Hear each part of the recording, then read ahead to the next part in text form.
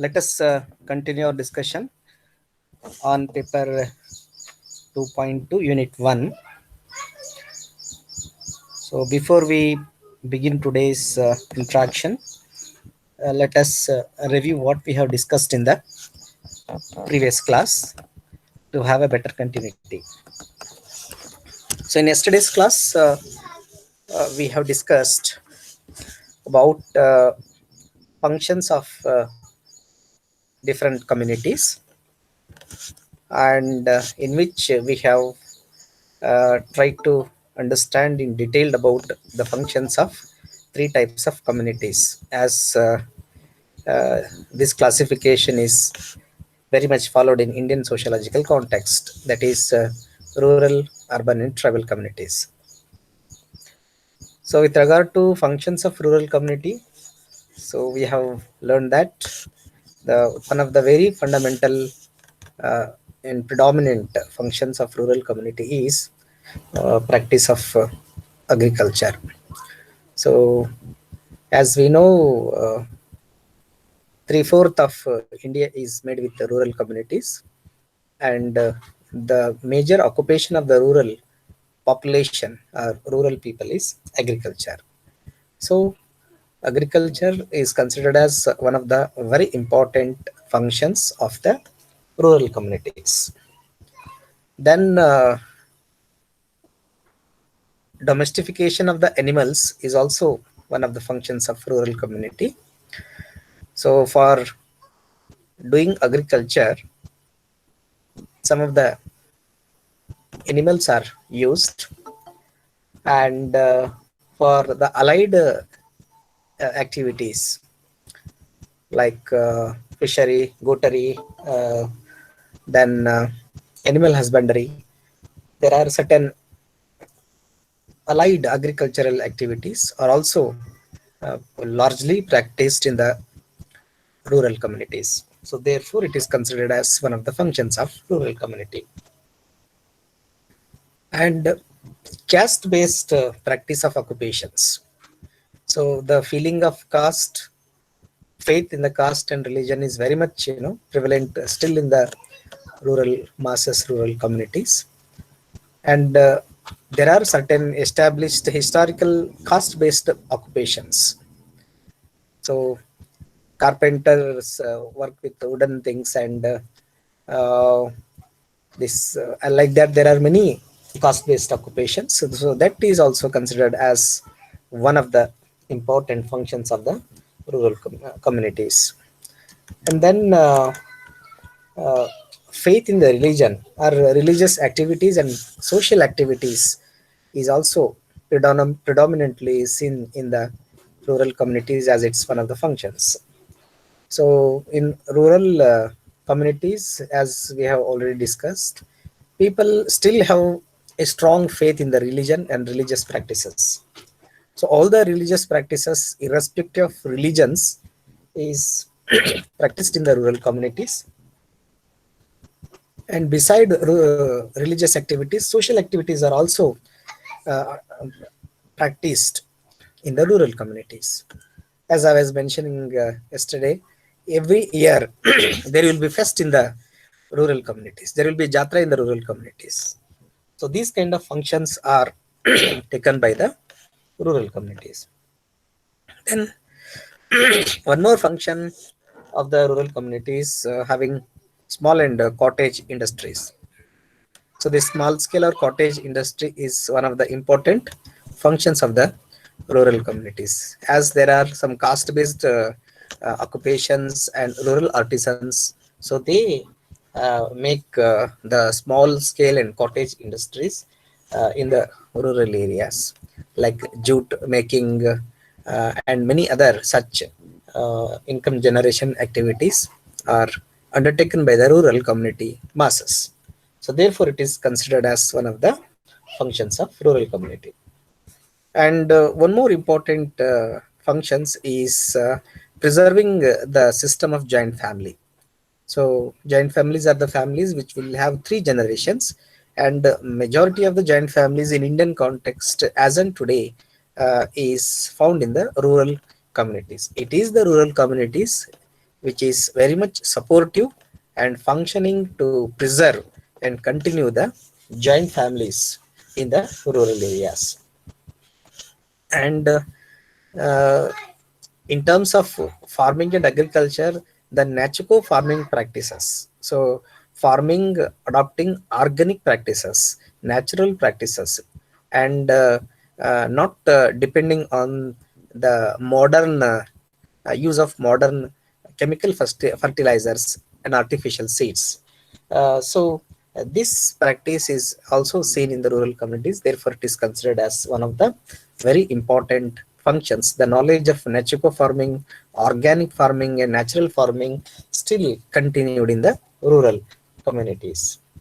And the transformation of the cultural values and ethics is also one of the very important functions of the rural communities, because rural communities have the joint families where the elderly parents transform their ethical ideas, ethical issues, cultural issues to the younger generations. So, this chain of transforming the ethical issues and socio-cultural values is continued because of the existence of joint families, which is very much predominantly seen in the rural communities. Therefore, a transformation of the ethical values and cultural, socio-cultural values is considered as one of the very important functions of the rural communities.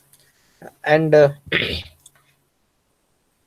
in a rural community is also considered as one of the predominantly, agencies of social, informal agencies of social control. So in rural areas, informal agencies of social control are very much dominant because of the homogeneity, because of the intimacy, because of the care, because of the cooperation uh, between the members. So no member will be spared if practiced any unethical, issue in the community. So these are what the functions, important functions of a rural community we had discussed just that. So afterwards, we have discussed about the functions of urban community, in which we have learned that because of the urban communities, we can see the higher emergence and development of higher educational institutions and higher educational learning opportunities. So in the cities and metropolitan cities, we see medical colleges, we see engineering colleges, we see universities, we see central universities. Because of this development of educational institutions, the education learning avenues also develops. So therefore, this is considered as one of the functions of urban community. One more functions of urban community is availability of the or development of the super specialty hospitals. So there is a lot of research and development in the field of medical science. As a result of it, specialization and super specializations are the emergences. They are the research outcomes. So therefore, as an how this medical science is developing, super specialty hospitals, multi-specialty hospitals are also emerging, that too in the metropolitan and cosmopolitan and uh, cities, like district headquarters. So this is one of the important functions of the urban community. And then one more functions of urban community is like development of the hotel industries. So hotel industries are predominantly seen in the urban areas. Hotel industry is basically an urban phenomena, because in the urban areas, most of the people uh, will be dependent for their food on the external sources. So therefore, different types of hotels as an industry is being developed in the because of the emergence of urban communities. Therefore, it is considered as one of the important functions of the urban community. And one more functions of urban community is development of the tourism. Tourism has become an important emerging area in the recent past, and it is also boosting a lot of economy of India. So especially the places where the historical monuments are there, where the natural sceneries are there, and in such areas the tourism is being taken place. And tourism usually developed in the urban areas only. Because of the urbanity, there will be connectivity of the flights, connectivity of the trains, connectivity of the other road transport options. Therefore, the transportation facility is directly proportional to development of tourism industry, and both these transportation facilities and tourism industries are largely found in the urban communities. So therefore, it is development of the tourism, and this activity is considered as one of the functions of the urban community. And one more functions of urban community is trade and commerce. So in urban areas, a lot of scope will be there for making trades and also the commerce activities. Because of the urbanization, because of the huge population, there will be a lot of scope for the demand and supply of the different consumable and non-consumable goods. Therefore, this scope of demand for the goods give scope for the development of the trade and commerce. So therefore, the urban communities is function is considered as the development of trade as well as commerce. And then one more important functions of the urban communities is development of the industrializations. So industrialization is nothing but establishing different types of manufacturing industries, factories, etc., etc. So when the any industry, whether it is a medium or small or multinational company, if it is established, there will be a demand for the uh, uh, human resources. And in order to address this issue, thousands of working potential human resource, potential hands will get opportunity of the job because of the industrialization. So urban communities are always gives a lot of scope for the industrialization because of the availability of all sorts of resources including human resource. Therefore, it is considered as one of the functions of urban community. And uh, one more characteristic functions of urban community is development of the service sector. So when the urban community develops, that demands for the so much of several services in the several areas. For instance, transportation is one of the areas of service where transportation service is required in the urban community. Health services are required in the urban community, and the entertainment industry, emergence of uh, theaters and all that will be one of the functions of the urban community. Uh, Further, uh, urbanization is also one of the important functions of the urban community. So urbanization is nothing but development of the urban localities or expansion of the urban communities. Uh, so this is also considered as one of the functions of urban community. And then modernization is also considered as one of the functions of the urban community. So modernization is nothing but becoming modern. Becoming modern means living our own our indigenous lifestyle or practices and adopting the lifestyle and practices of the Western societies or Western countries.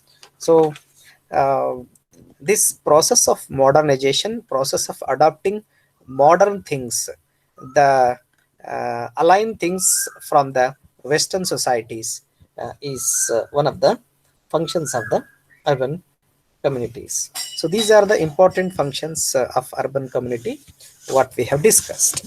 So afterwards, we had also discussed about the functions of tribal community. So tribal uh, communities do have very important functions and contributions towards the development of any nations.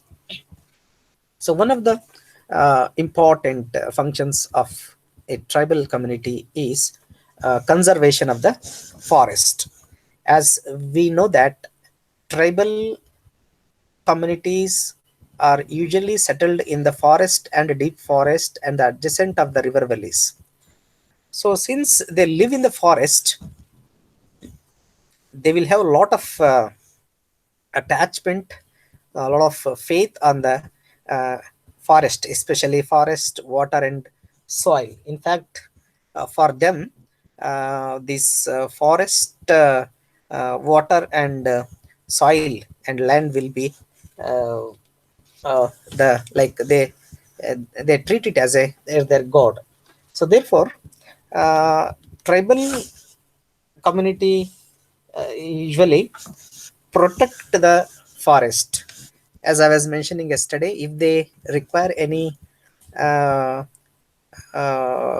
wood for the cooking purpose as a fuel purpose, they will not cut any live plant, they will not cut any green plant, they will use the uh, the unwanted parts of the plant which fell on the ground. They just collect it and make use as a fuel. And one more important functions of tribal community is transportation of the knowledge of the medicinal plants.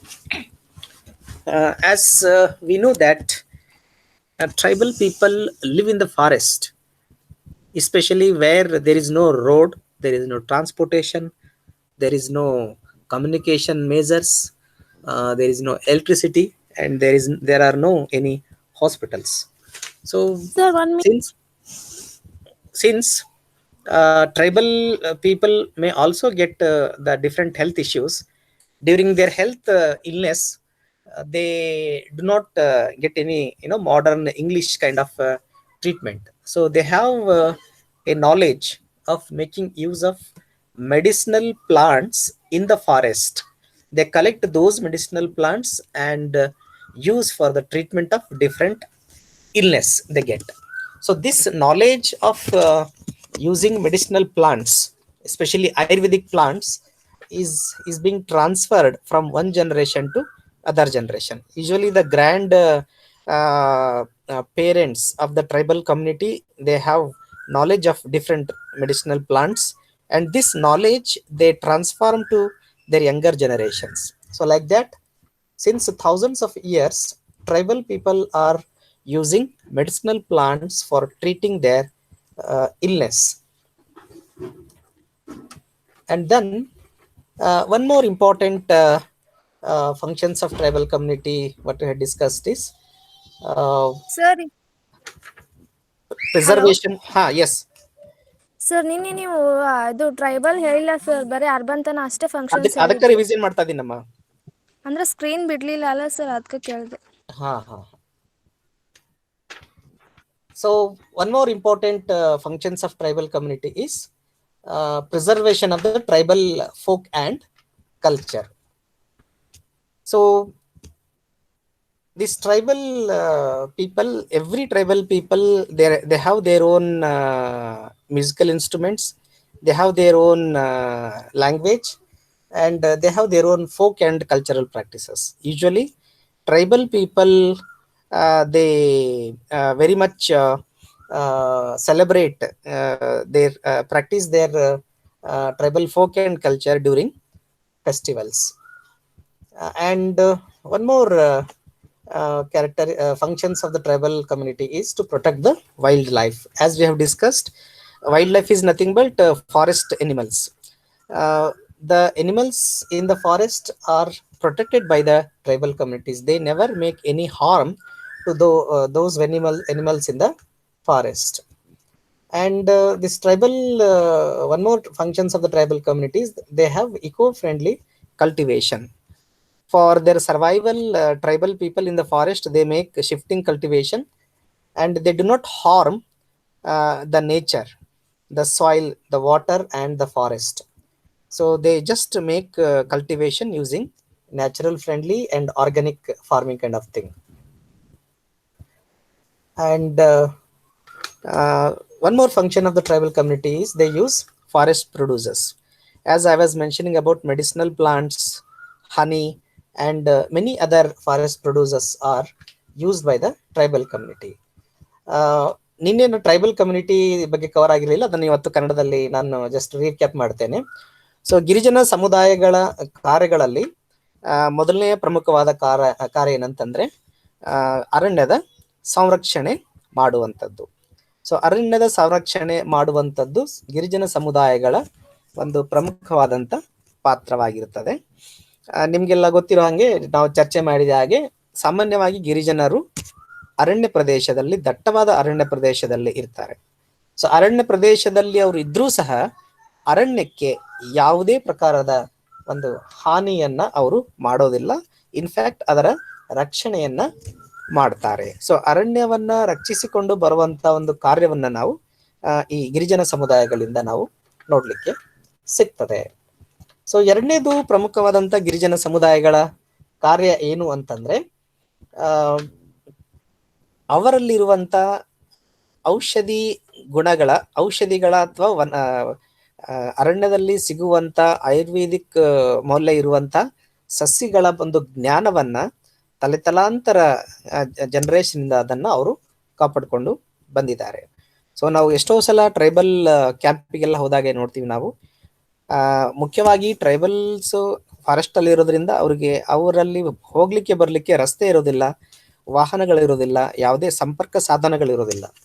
So ಅವರಲ್ಲಿ ಯಾವುದೇ ತರದ ಆರೋಗ್ಯದ ಸಮಸ್ಯೆಗಳು ತಲೆದೋರಿದಾಗ ಅಲ್ಲಿರುವಂತ ಹಿರಿಯರು, ಅಜ್ಜಿಂದರು ಅಥವಾ ಕೆಲವೊಬ್ರು ಈ ಔಷಧಿಗಳನ್ನ ಕೊಡುವಂತದ್ರಲ್ಲಿ ಎಕ್ಸ್ಪರ್ಟ್ ಆಗಿರ್ತಾರೆ, ಅಂತವರು ಅರಣ್ಯದಲ್ಲಿ ಸಿಗುವ ಸಸಿಗಳನ್ನ ಬಳಸಿಕೊಂಡು ಅವರಿಗೆ ಎದುರಾದಂತ ಆರೋಗ್ಯದ ಸಮಸ್ಯೆಗಳಿಂದ ಹೊರಬರಲಿಕ್ಕೆ ಪ್ರಯತ್ನಿಸ್ತಾರೆ.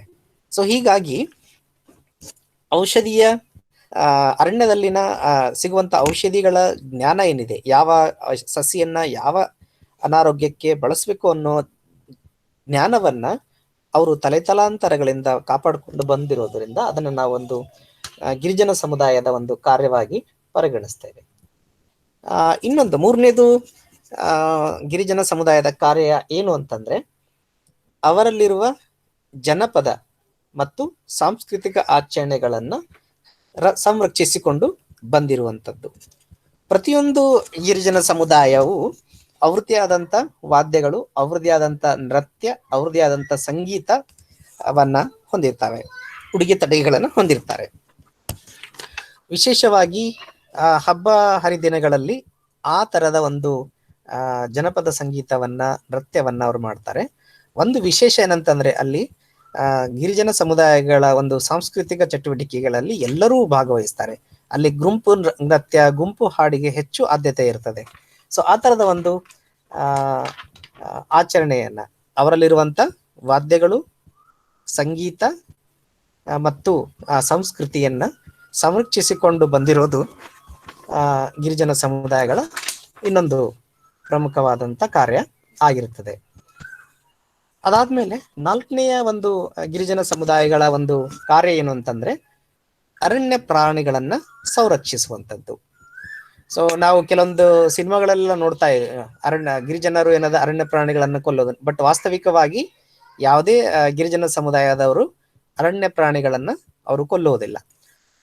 ಸಣ್ಣ ಪುಟ್ಟ ಕುರಿ, ಕೋಳಿ ಇಂಥದ್ದೆಲ್ಲ ಬಿಟ್ರೆ ಬೇರೆ ಯಾವ ಅರಣ್ಯ ಪ್ರಾಣಿಗಳಿಗೂ ಕೂಡ ಅವರು ಹಾನಿಯನ್ನ ಮಾಡೋದಿಲ್ಲ. ಇನ್ಫ್ಯಾಕ್ಟ್ ಅವುಗಳನ್ನ ರಕ್ಷಣೆ ಮಾಡುವಂತ ಒಂದು ವ್ಯವಸ್ಥೆಯನ್ನ ಇನ್ನು ಯಾವುದೇ ಸಮುದಾಯ, ಗಿರಿಜನ ಸಮುದಾಯಕ್ಕೆ ಹೋದ್ರು ಆ ತರದ ಒಂದು ವ್ಯವಸ್ಥೆಯನ್ನ ನೋಡ್ತೇವೆ. ಸೊ ಹಾಗಾಗಿ ಅರಣ್ಯ ಪ್ರಾಣಿಗಳ ಸಂರಕ್ಷಣೆ ಮಾಡುವಂಥದ್ದು ಗಿರಿಜನ ಸಮುದಾಯಗಳ ಒಂದು ಕಾರ್ಯವಾಗಿ ನಾವು ಪರಿಗಣಿಸ್ತೇವೆ.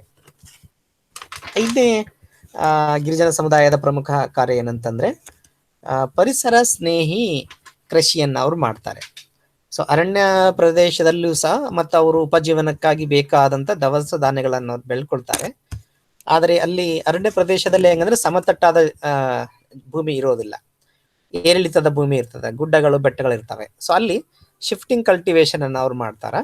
ಆ ಶಿಫ್ಟಿಂಗ್ ಕಲ್ಟಿವೇಶನ್ ಮಾಡಬೇಕಾದಾಗ ಅವರು ಯಾವುದೇ ತರದ ರಾಸಾಯನಿಕಗಳನ್ನ ಬಳಸೋದಿಲ್ಲ. ಪರಿಸರಕ್ಕೆ, ಮಣ್ಣಿಗೆ, ನೀರಿಗೆ ಮತ್ತು ಪರಿಸರಕ್ಕೆ ಹಾನಿಯಾಗುವ ಯಾವುದೇ ಒಂದು ಚಟುವಟಿಕೆಯನ್ನ ಅವರು ಮಾಡೋದಿಲ್ಲ. ಸೊ ಹೀಗಾಗಿ ಈ ಪರಿಸರ ಸ್ನೇಹಿ ಕೃಷಿ ಪದ್ಧತಿಯನ್ನ ಈ ಗಿರಿಜನ ಸಮುದಾಯದವರು ಅದನ್ನ ಕಾಪಾಡಿಕೊಂಡು ಬಂದಿರೋದ್ರಿಂದ ಅದನ್ನ ಒಂದು ಪ್ರಮುಖ ಕಾರ್ಯವಾಗಿ ನಾವು ಪರಿಗಣಿಸ್ತೇವೆ. ಸೊ ಕೊನೆಯದಾಗಿ ಅರಣ್ಯದ ಉತ್ಪಾದನೆಯನ್ನ, ಅರಣ್ಯ ಅವಲಂಬಿತ ಉತ್ಪಾದಗಳನ್ನ ಬಳಸುವಂಥದ್ದು ಇನ್ನೊಂದು ಪ್ರಮುಖವಾದಂತ ಕಾರ್ಯವಾಗಿರ್ತದೆ. ಫಾರೆಸ್ಟ್ ಪ್ರೊಡ್ಯೂಸ್ ಅಂತ ಹೇಳ್ತೇನೆ. ಸೊ ಅದರಲ್ಲಿ ಈಗಾಗಲೇ ನಾವು ಚರ್ಚಿಸಿದಂಗೆ ಆಯುರ್ವೇದಿಕ್ ಮೆಡಿಸಿನಲ್ ಪ್ಲಾಂಟ್ಸ್ ಏನಿದೆ, ಔಷಧೀಯ ಗುಣಗಳುಳ್ಳ ಸಸ್ಯಗಳನ್ನ ಬಳಸುವಂಥದ್ದಾಗಬಹುದು, ಅಥವಾ ಅರಣ್ಯ ಪ್ರದೇಶದಲ್ಲಿರುವಂತಹ ಜೇನು ಅದನ್ನ ಕಲೆಕ್ಟ್ ಮಾಡುವಂಥದ್ದಾಗಿರ್ಬೋದು, ಅಥವಾ ಅಲ್ಲಿ ಸಿಗುವಂತ ಹಣ್ಣು ಹಂಪಲುಗಳನ್ನ ಕಲೆಕ್ಟ್ ಮಾಡೋದಾಗಿರ್ಬೋದು. ಸೊ ಈ ತರದ ಒಂದು ಫಾರೆಸ್ಟ್ ಪ್ರೊಡ್ಯೂಸರ್ಸ್ ಅನ್ನ, ಮುಖ್ಯವಾಗಿ ಮೆಡಿಸಿನಲ್ ಪ್ಲಾಂಟ್ಸು, ಹನಿ ಮತ್ತು ಇನ್ನಿತರ ಕೆಲವೊಂದು ಪ್ರಮುಖ ಪರಿಕರಗಳನ್ನ ಬಳಸುವಂಥದ್ದು ಇನ್ನೊಂದು ಗಿರಿಜನ ಸಮುದಾಯದ ಒಂದು ಕಾರ್ಯವಾಗಿರ್ತದೆ. ಸೊ ಇಷ್ಟು ನಾವು ನಿನ್ನೆ ಡಿಸ್ಕಸ್ ಮಾಡಿದ್ದೇವೆ. ಸೊ ಇವತ್ತು understanding about community organisation practice ಅನ್ನ ಕುರಿತು ತಿಳಿದುಕೊಳ್ಳೋಣ. ಸೊ ಸಮುದಾಯ ಸಂಘಟನೆ ಅಂದ್ರೆ ಏನು, ಅಥವಾ ಸಮುದಾಯಗಳೊಂದಿಗೆ ಕಾರ್ಯನಿರ್ವಹಿಸುವುದು ಅಂದ್ರೆ ಏನು ಅನ್ನೋದನ್ನ ಕುರಿತು ತಿಳ್ಕೊಳ್ಳಿಕ್ಕೆ ಪ್ರಯತ್ನ ಮಾಡೋಣ.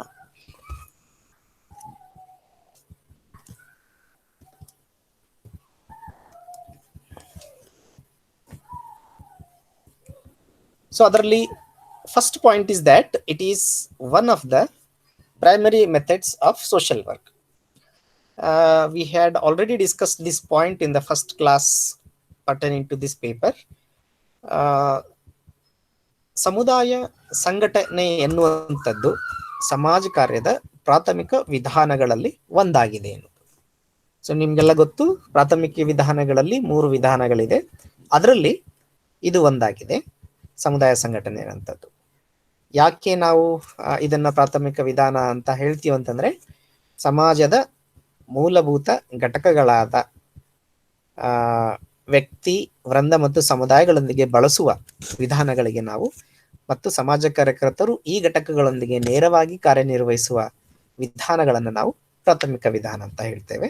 ಸೊ ಹೀಗೆ ಸಮಾಜದ ಮೂಲಭೂತ ಘಟಕಗಳಾದ 3ನೇ ಘಟಕದೊಂದಿಗೆ ಕಾರ್ಯನಿರ್ವಹಿಸಲಿಕ್ಕೆ ಬಳಸುವಂತ ಒಂದು ವಿಧಾನ ಇದಾಗಿರೋದರಿಂದ ನಾವು ಸಮುದಾಯ ಸಂಘಟನೆಗೆ ಒಂದು ಪ್ರಾಥಮಿಕ ವಿಧಾನವೆಂದು ಕರಿತೇವೆ.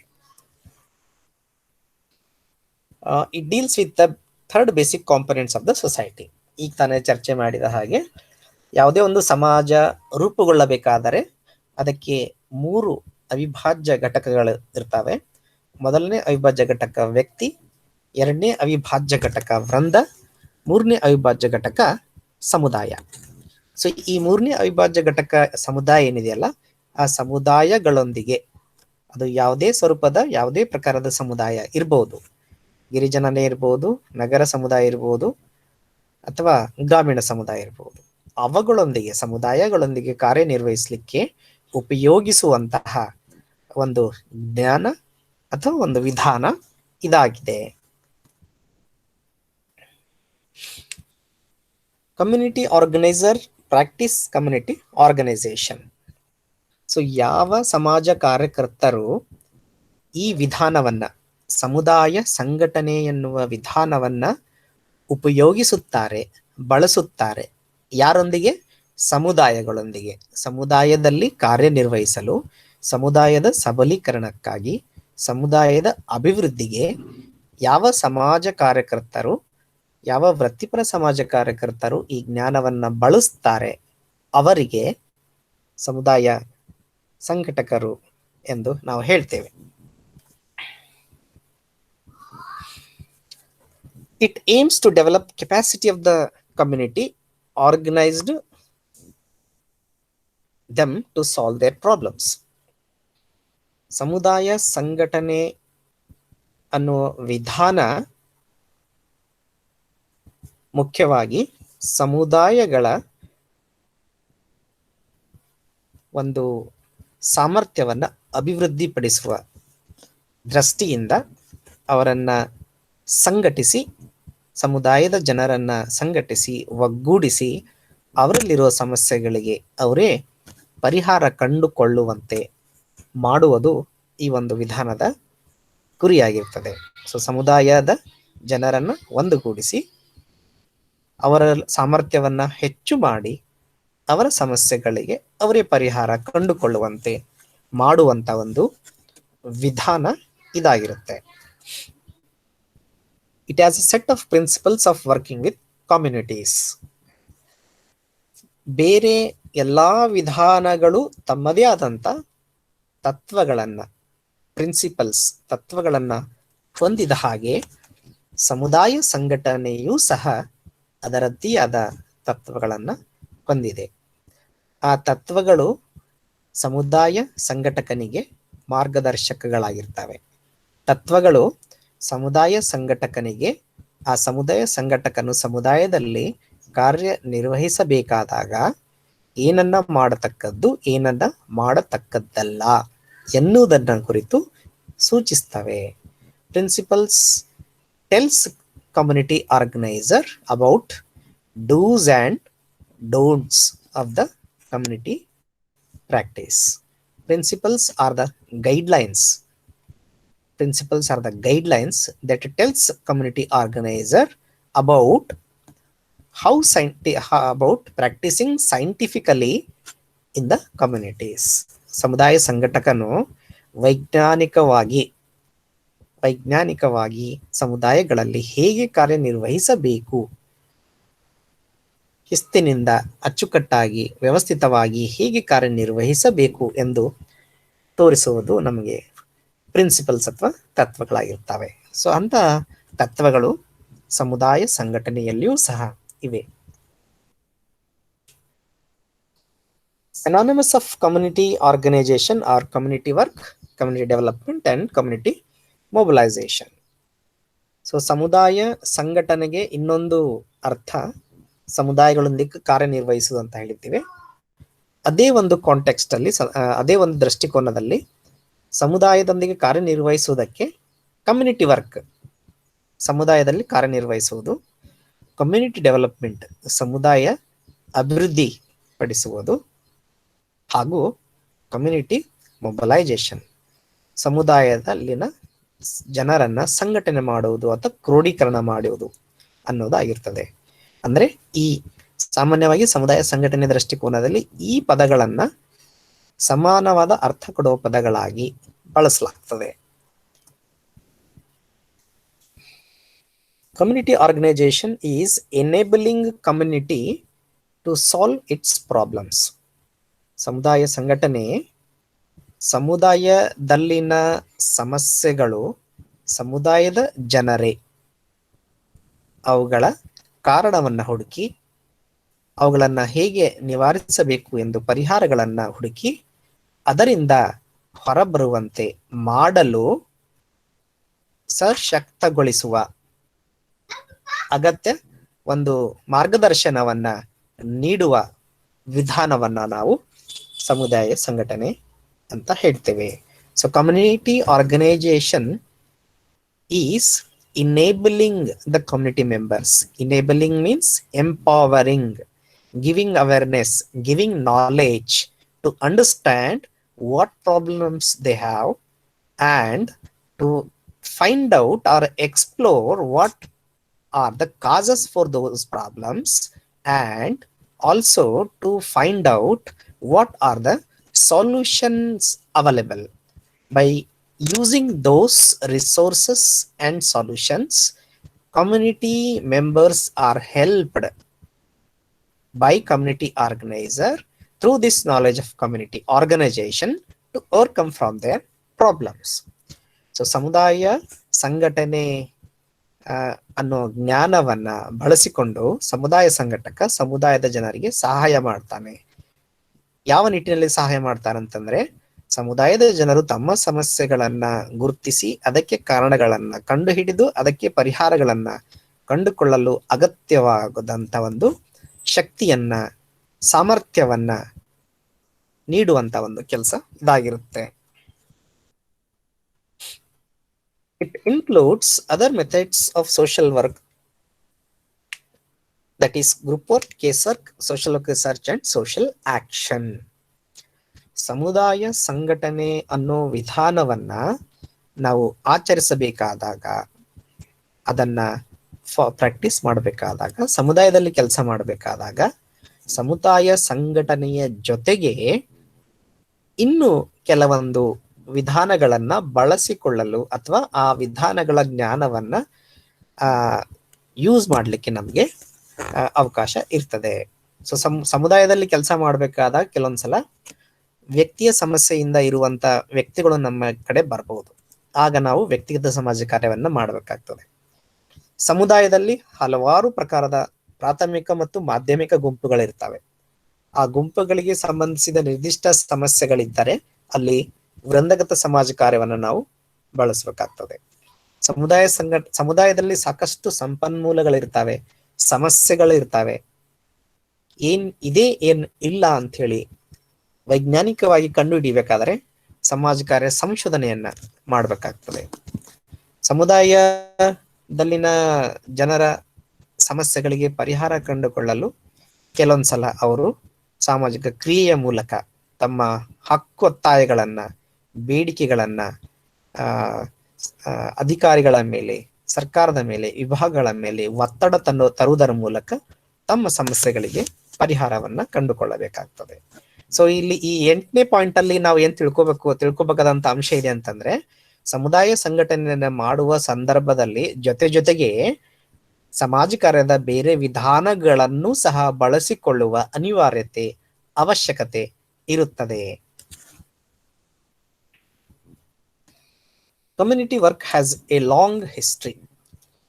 ಸಮುದಾಯಗಳೊಂದಿಗೆ ಕಾರ್ಯನಿರ್ವಹಿಸುವುದು ಎನ್ನುವುದಕ್ಕೆ ತುಂಬಾ ಅದರದೇ ಆದಂತ ಇತಿಹಾಸವನ್ನ ಹೊಂದಿದೆ. ಭಾರತದ ಸಂದರ್ಭದಲ್ಲಿ 19ನೇ ಶತಮಾನದಿಂದಲೂ ಸಹ ಸಮುದಾಯಗಳಲ್ಲಿ ನಾವು ಸಮುದಾಯದಲ್ಲಿ ಕಲ್ಯಾಣ ಕಾರ್ಯಗಳನ್ನ ಹಾಕಿಕೊಳ್ಳೋದು ನೋಡ್ತೇವೆ. ಇವನ್ ಅರಸರ ಅವಧಿಯಲ್ಲೂ ಸಹ ಕೆಲವೊಂದು ಅರಸರು ಸಮುದಾಯಗಳಲ್ಲಿ ಸಮುದಾಯದ ಜನರಿಗೆ ಸಹಾಯ ಮಾಡಿದ ಅಥವಾ ಕಲ್ಯಾಣ ಅಥವಾ ಉಪಯೋಗವಾಗುವಂತ ಕಾರ್ಯಗಳನ್ನು ಮಾಡಿರುವುದನ್ನು ನಾವು ನೋಡ್ತೇವೆ.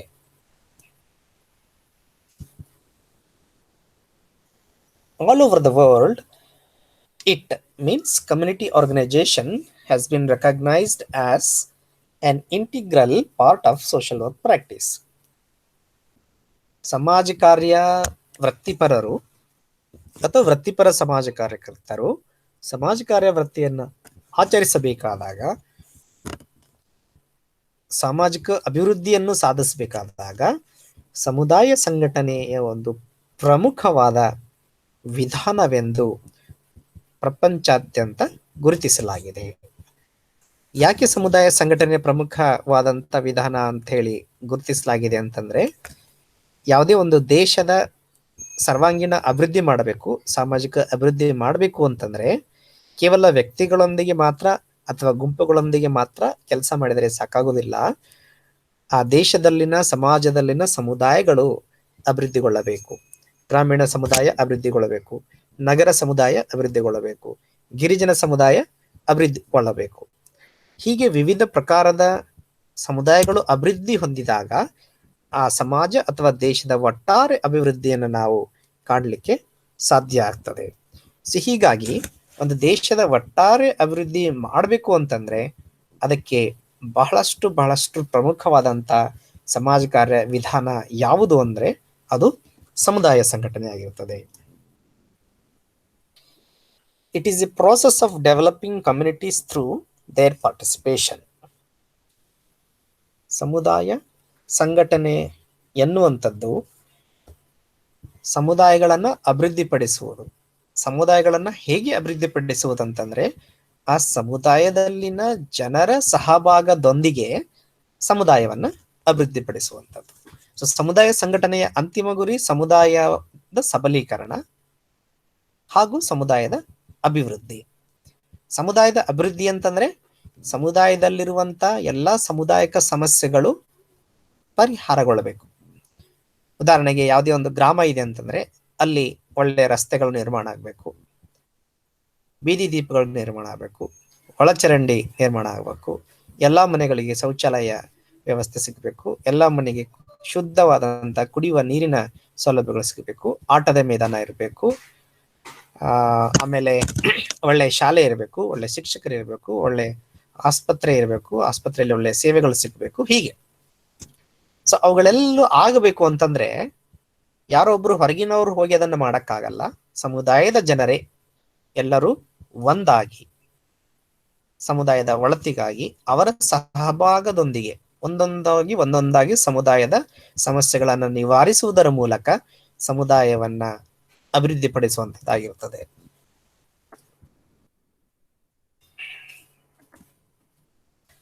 So now, after understanding about what is community organization, ಸಮುದಾಯ ಸಂಘಟನೆ ಅನ್ನೋ ಒಂದು ವಿಧಾನದ ಒಂದು ಪೂರ್ವಭಾವಿ ಚಿತ್ರಣದೊಂದಿಗೆ ಇನ್ನೂ ನಿಖರವಾಗಿ ಸಮುದಾಯ ಸಂಘಟನೆ ಅಂದ್ರೆ ಏನು ಅನ್ನುವಂಥದ್ದನ್ನ ತಿಳ್ಕೊಳ್ಳಿಕ್ಕೆ ಪ್ರಯತ್ನ ಮಾಡೋಣ. ಅದಕ್ಕೆ ನಮಗೆ ಸಮುದಾಯ ಸಂಘಟನೆಯ ವ್ಯಾಖ್ಯಾನಗಳು ಉಪಯೋಗ ಆಗ್ತದೆ.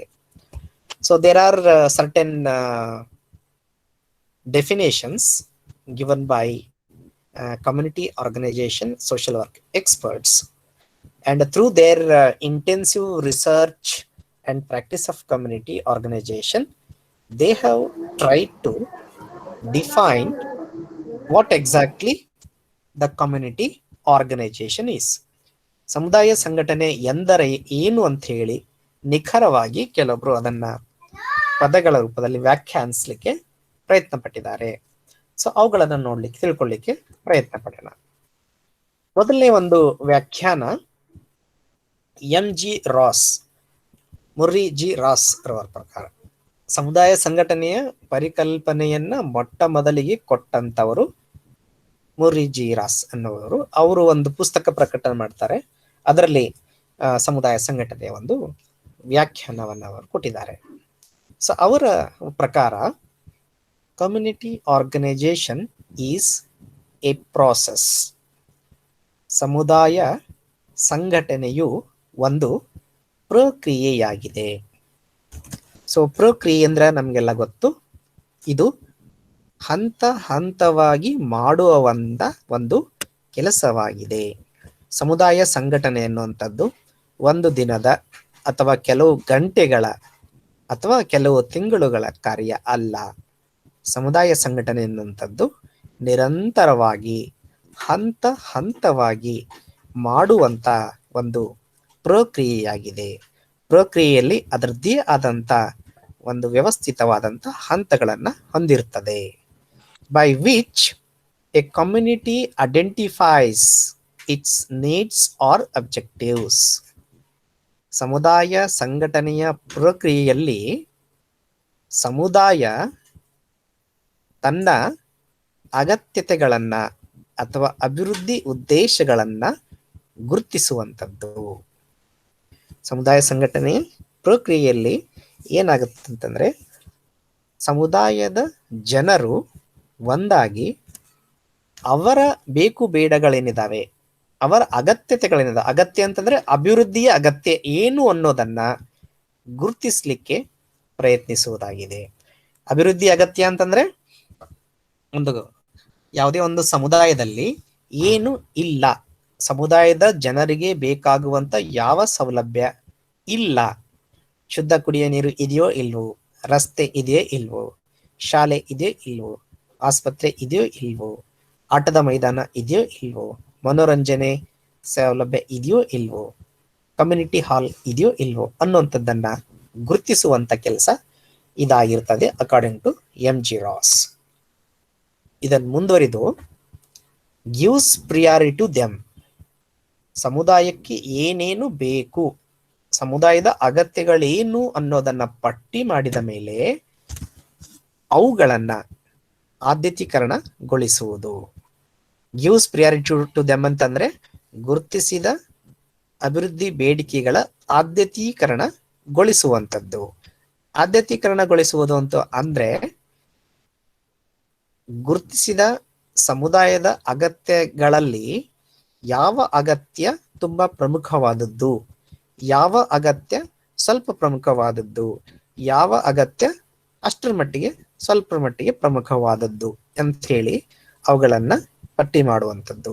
ಉದಾಹರಣೆಗೆ ಯಾವುದೇ ಒಂದು ಸಮುದಾಯದಲ್ಲಿ ಕಾರ್ಯನಿರ್ವಹಿಸಬೇಕಾದಾಗ ಅಲ್ಲಿ ಒಂದು 3 ಅಗತ್ಯಗಳನ್ನ ನಾವು ಗುರುತಿಸಿದೀವಿ ಅಂತ ಇಟ್ಕೊಳ್ರಿ. ಒಂದು ಹಳ್ಳಿಯಲ್ಲಿ ಕುಡಿಯುವ ನೀರಿಲ್ಲ, ರಸ್ತೆ ಇಲ್ಲ ಮತ್ತು ಬಸ್ ವ್ಯವಸ್ಥೆ ಇಲ್ಲ.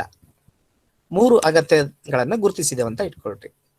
ಸೊ ಇವುಗಳ ಆದ್ಯತೀಕರಣ, ಪ್ರಿಯಾರಿಟೈಸೇಷನ್ ಅಥವಾ ಪ್ರಿಯಾರಿಟಿ ಅಂತಂದ್ರೆ ಈ 3 ಅಗತ್ಯಗಳಲ್ಲಿ ಯಾವ ಅಗತ್ಯನ್ನ ಮೊದಲು ಬಗೆಹರಿಸಬೇಕು.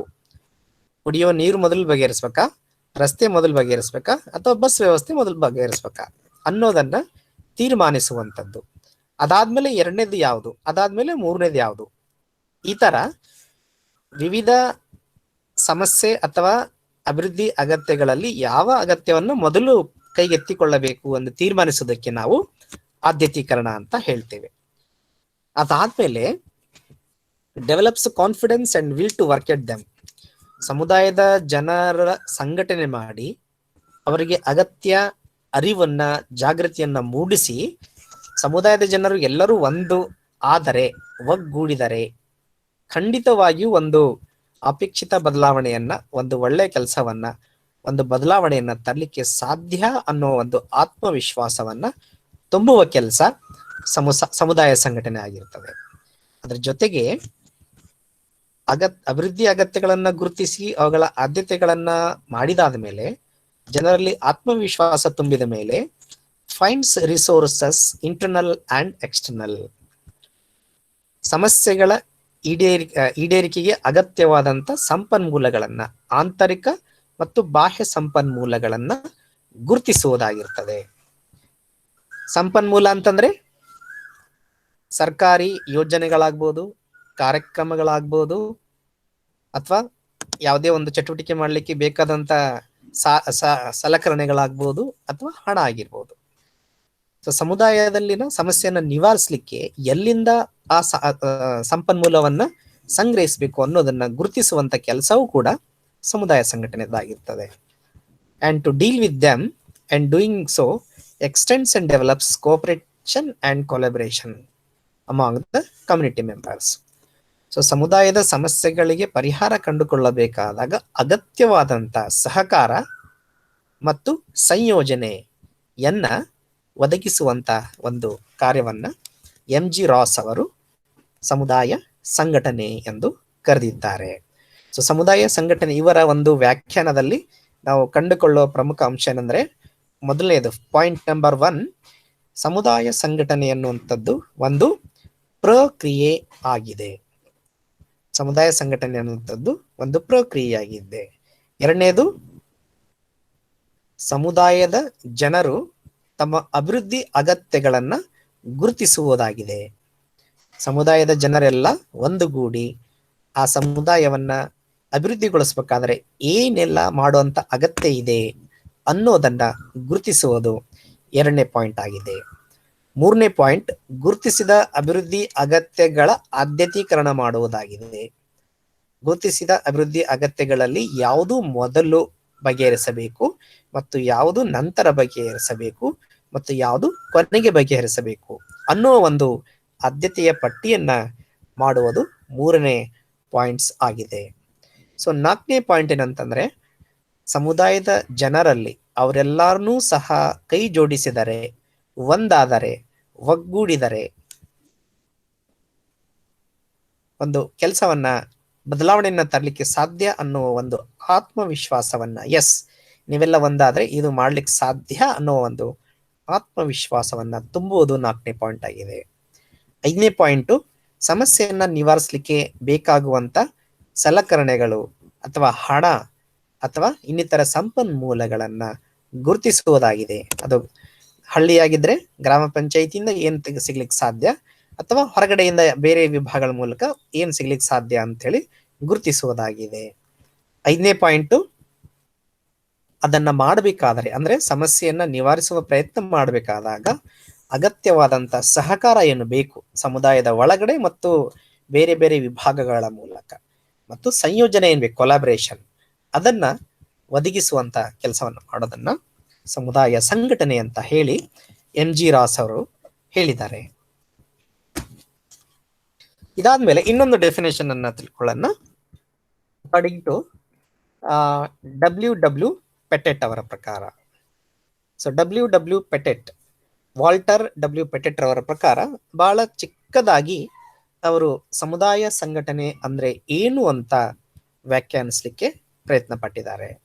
So community organisation is assisting groups of people to recognize their common needs and help them to meet their needs. ಮೂರು ಪಾಯಿಂಟ್ಸ್ ಅಲ್ಲಿ ಬಹಳ ಚಿಕ್ಕದಾಗಿ ಸ್ಪಷ್ಟವಾಗಿ ಸಮುದಾಯ ಸಂಘಟನೆ ಅಂದ್ರೆ ಏನು ಅಂತ ವಾಲ್ಟೇರ್ W ಪ್ಯಾಟೆಟ್ ಅವರು ವ್ಯಾಖ್ಯಾನಿಸಲಿಕ್ಕೆ ಪ್ರಯತ್ನ ಪಟ್ಟಿದ್ದಾರೆ. ಸಮುದಾಯ ಸಂಘಟನೆಯು ಜನರ ಗುಂಪುಗಳಿಗೆ ಸಹಾಯ ಮಾಡುವುದಾಗಿದೆ. ಮೊದಲನೇ ಪಾಯಿಂಟ್, ಸಮುದಾಯ ಸಂಘಟನೆಯು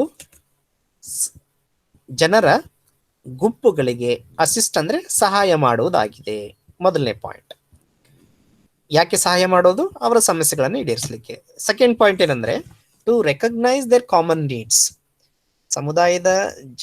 ಸಮುದಾಯದಲ್ಲಿನ ಜನರ ಗುಂಪುಗಳಿಗೆ ಸಹಾಯ ಮಾಡೋದು ಮೊದಲನೇ ಪಾಯಿಂಟ್ ಆದ್ರೆ, ಎರಡನೇ ಪಾಯಿಂಟ್ ಅವರ ಸಾಮಾನ್ಯ ಅಗತ್ಯತೆಗಳು ಏನು ಅನ್ನೋದನ್ನ ಗುರುತಿಸುವುದು. ಒಂದು ಯಾವುದೇ ಒಂದು ಸಮುದಾಯ ಇದೆ ಅಂತಂದ್ರೆ ಆ ಸಮುದಾಯದ ಸಾಮಾನ್ಯ ಅಗತ್ಯ ಅಂದ್ರೆ ಅಲ್ಲಿ ಇರುವಂತ ಎಲ್ಲರಿಗೂ ಬೇಕಾದಂತ ಸೌಲಭ್ಯಗಳು ಅಥವಾ ಸಮಸ್ಯೆಗಳು ಅಥವಾ ಅಗತ್ಯಗಳು ಏನು ಅನ್ನೋದನ್ನ ಗುರುತಿಸುವುದು ಎರಡನೇ ಪಾಯಿಂಟ್ ಆಗಿರ್ತದೆ ಇವ್ರದ್ದು ಒಂದು ವ್ಯಾಖ್ಯಾನದಲ್ಲಿ. ಮೂರನೇ ಪಾಯಿಂಟ್ ಏನಂದ್ರೆ, helping them to meet their needs. ಅವರು ಗುರುತಿಸಿದ ಸಮಸ್ಯೆ ಅಥವಾ ಅಭಿವೃದ್ಧಿಯ ಅಗತ್ಯೆಯನ್ನ ನಿವಾರಿಸಲಿಕ್ಕೆ ಅವರಿಗೆ ಸಹಾಯ ಮಾಡುವುದು.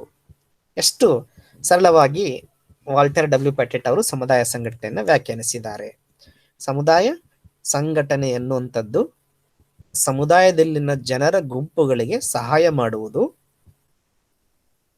ಅವರು ತಮ್ಮ ಸಾಮಾನ್ಯ ಅಗತ್ಯತೆಗಳನ್ನ ಗುರುತಿಸುವಂತೆ ಮಾಡುವುದು ಮತ್ತು ಗುರುತಿಸಿದ ಅಗತ್ಯತೆಗಳನ್ನ ಅಥವಾ ಸಮಸ್ಯೆಗಳನ್ನ ನಿವಾರಿಸಲಿಕ್ಕೆ ಅಗತ್ಯವಾದಂತ ಸಹಾಯವನ್ನ ಮಾಡುವುದು ಸಮುದಾಯ ಸಂಘಟನೆ ಅಂತ ಹೇಳಿ ಅವರು ಹೇಳಿದ್ದಾರೆ.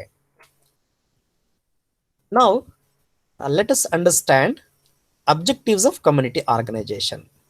ಸಮುದಾಯ ಸಂಘಟನೆಯ ವ್ಯಾಖ್ಯಾನಗಳಲ್ಲಿ ಕಂಡುಬರುವ ಪ್ರಮುಖ ಅಂಶಗಳನ್ನು ನಾವು ಇಲ್ಲಿ ಉದ್ದೇಶಗಳ ರೂಪದಲ್ಲಿ ನೋಡ್ತೇವೆ. First objective is to get information about the resources and needs. ಸಮುದಾಯದಲ್ಲಿನ ಸಂಪನ್ಮೂಲಗಳು ಮತ್ತು ಅಗತ್ಯತೆಗಳ ಕುರಿತು ಮಾಹಿತಿಯನ್ನ ಪಡೆಯುವಂಥದ್ದು. ಉದಾಹರಣೆಗೆ ಯಾವುದೇ ಒಂದು ಹಳ್ಳಿಯಲ್ಲಿ ನಾವು ಕೆಲಸ ಮಾಡ್ತಾ ಇದೀವಿ ಅಂತಂದ್ರೆ ಆ ಹಳ್ಳಿಯಲ್ಲಿ ಏನೇನು ಸಂಪನ್ಮೂಲಗಳಿದೆ, ಒಂದು ಸರ್ಕಾರಿ ಸಂಸ್ಥೆಗಳಾಗ್ಬೋದು, ನೈಸರ್ಗಿಕ ಸಂಪನ್ಮೂಲ ಆಗ್ಬೋದು, ಮಾನವ ಸಂಪನ್ಮೂಲ ಆಗ್ಬೋದು. ಸೊ ಏನೇನು ಸಂಪನ್ಮೂಲಗಳು ಒಂದು ಸಮುದಾಯದಲ್ಲಿ ಉಪಲಬ್ಧವಿದೆ ಎನ್ನುವುದನ್ನ ಗುರುತಿಸುವುದು ಸಮುದಾಯ ಸಂಘಟನೆಯ ಒಂದು ಉದ್ದೇಶವಾಗಿದೆ. Second, to create sound ground for planning and action.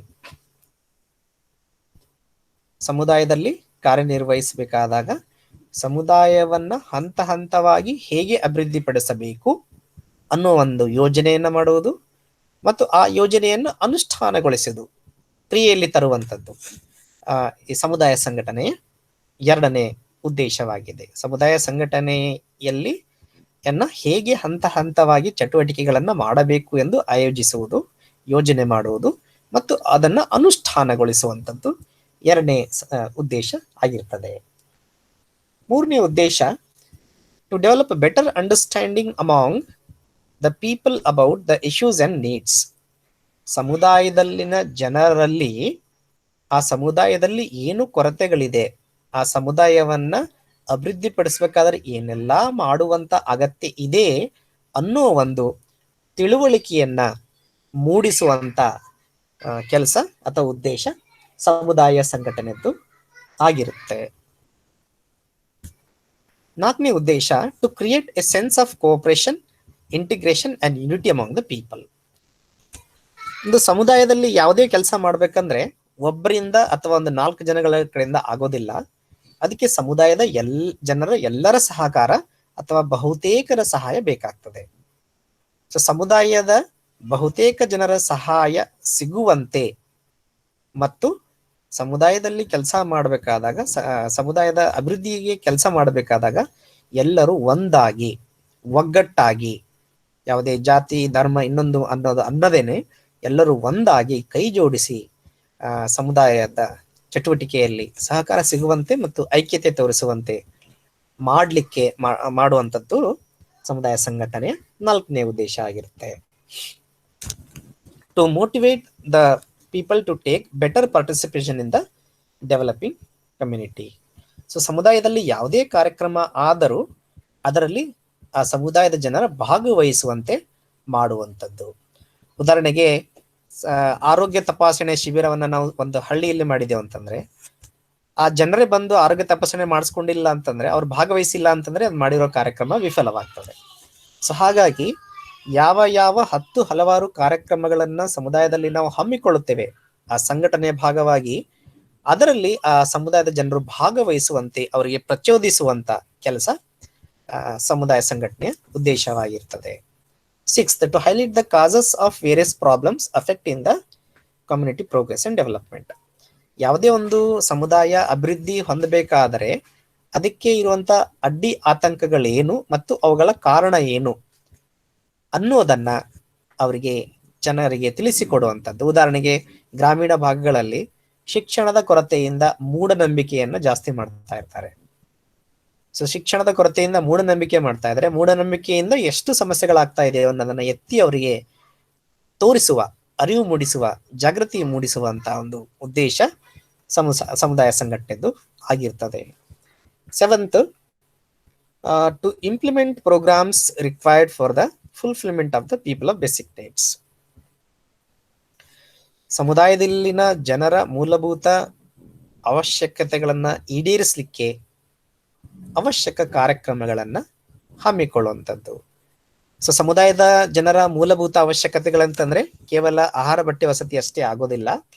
ಅದ್ರ ಜೊತೆಗೆ ಶಿಕ್ಷಣ ಸೌಲಭ್ಯ ಆಗುವುದು, ಸ್ವಚ್ಛತೆ ಇರಬೇಕು, ಕುಡಿಯುವ ನೀರಿನ ಸೌಲಭ್ಯ ಆಗಬೇಕು, ಶೌಚಾಲಯದ ಸೌಲಭ್ಯ ಆಗಬೇಕು. ಹೀಗೆ ಮೂಲಭೂತ ಸೌಲಭ್ಯಗಳನ್ನ ಫುಲ್ಫಿಲ್ ಆಗಕ್ಕೆ, ಸಮುದಾಯ ಜನರಿಗೆ ದೊರೀಲಿಕ್ಕೆ ಅಗತ್ಯ ಕಾರ್ಯಕ್ರಮಗಳನ್ನ ಸಮುದಾಯ ಸಂಘಟನೆ ಅನುಷ್ಠಾನಗೊಳಿಸುವಂತ ಒಂದು ಉದ್ದೇಶ ಹೊಂದಿರುತ್ತದೆ. 8ನೇದು, to mobilise the resources for eradication of problems. ಸಮುದಾಯದ ಸಮಸ್ಯೆಗಳನ್ನ ಹೋಗಲಾಡಿಸಲು ಅಗತ್ಯ ಸಂಪನ್ಮೂಲಗಳನ್ನ ಕ್ರೋಢೀಕರಿಸುವಂಥದ್ದು. ಸಂಪನ್ಮೂಲಗಳನ್ನ ಕ್ರೋಢೀಕರಿಸುವಂಥದ್ದು ಬಜೆಟ್ ತರೋದಾಗಿರ್ಬೋದು, ಅಥವಾ ಬೇರೆ ಬೇರೆ ಸಂಪನ್ಮೂಲಗಳನ್ನ, ಅದು ಮಾಹಿತಿಯ ರೂಪದಲ್ಲಾಗಿರ್ಬೋದು, ಸಹಾಯದ ರೂಪದಲ್ಲಾಗಿರ್ಬೋದು, ಶ್ರಮದ ರೂಪದಲ್ಲಾಗಿರ್ಬೋದು, ಅಥವಾ ಯಾವುದೇ ರೂಪದಲ್ಲಾಗಿರ್ಬೋದು. ಸಮುದಾಯದ ಸಮಸ್ಯೆಗಳನ್ನ ಹೋಗಲಾಡಿಸಲು ಅಗತ್ಯ ಸಂಪನ್ಮೂಲಗಳನ್ನ ಕ್ರೋಢೀಕರಿಸಬೇಕು. 9ನೇ ಉದ್ದೇಶ, to bring coordination between individuals, groups and organisation to focus their point and challenge their objectives of fulfilment. ಸಮುದಾಯದಲ್ಲಿ ಕೆಲವು ಪ್ರಮುಖ ವ್ಯಕ್ತಿಗಳಿರ್ತಾರೆ, ಕೆಲವೊಂದು ಡಾಮಿನೆಂಟ್ ಬಲಾಢ್ಯವಾದಂಥ ಗುಂಪುಗಳಿರ್ತವೆ ಮತ್ತು ಸಂಘಟನೆ ಅನ್ನೋದು ಇರ್ತದೆ.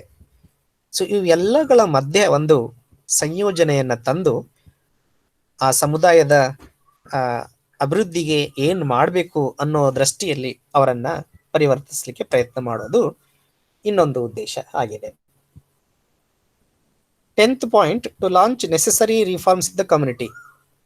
ಸಮುದಾಯದ ಸಮಸ್ಯೆಗಳನ್ನ ಹೋಗಲಾಡಿಸ್ಲಿಕ್ಕೆ ಅಗತ್ಯವಾದಂತ ಸುಧಾರಣೆಗಳನ್ನ ತರುವಂಥದ್ದು. ಉದಾಹರಣೆಗೆ ಮೂಢನಂಬಿಕೆಯ ಆಚರಣೆ ಕೆಲವೊಂದು ಸಮುದಾಯಗಳಲ್ಲಿ ಜಾಸ್ತಿ ಇರ್ತದೆ.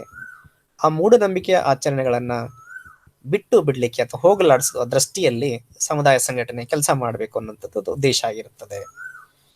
11th, to develop democratic leadership among people through their participation in community members.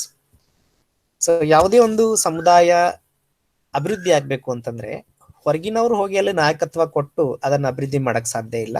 ಆ ಸಮುದಾಯದವರಲ್ಲೇ ಒಬ್ರು ಯಾರಾದ್ರೂ ನಾಯಕರಾಗಬೇಕು. ಆ ನಿಟ್ಟಿನಲ್ಲಿ ಸಮುದಾಯದ ಸಂಘಟನೆಯ ಪ್ರಕ್ರಿಯೆಯಲ್ಲಿ ಸಮುದಾಯದ ಜನರಲ್ಲಿಯೇ ನಾಯಕತ್ವವನ್ನ ಗುರುತಿಸಿ ಅಭಿವೃದ್ಧಿ ಪಡಿಸುವಂತ ಉದ್ದೇಶ ಸಮುದಾಯ ಸಂಘಟನೆದಾಗಿರ್ತದೆ.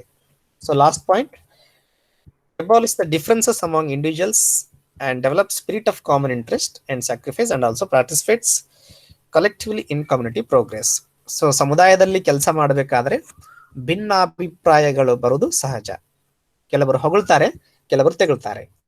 ಸೊ ಯಾವುದೇ ಒಂದು ಭಿನ್ನಾಭಿಪ್ರಾಯಗಳು ಸಂಘಟನೆಯಲ್ಲಿ ಅಥವಾ ಸಮುದಾಯದ ಜನರಲ್ಲಿ ಬಂದಾಗ ಅವುಗಳನ್ನ ಹೋಗಲಾಡಿಸಿ ಎಲ್ಲರೂ ಒಗ್ಗೂಡಿ ಸಮುದಾಯದ ಒಳತಿಗೆ ಕಾರ್ಯನಿರ್ವಹಿಸುವಂತೆ ಮಾಡುವುದು ಸಮುದಾಯ ಸಂಘಟನೆಯ ಉದ್ದೇಶ ಆಗಿರುತ್ತದೆ. ಸೊ ಇಷ್ಟು ಸಮುದಾಯ ಸಂಘಟನೆಯ ಪ್ರಮುಖವಾದಂತ ಉದ್ದೇಶಗಳನ್ನು ನಾವು ತಿಳ್ಕೊಂಡಿದ್ದೇವೆ.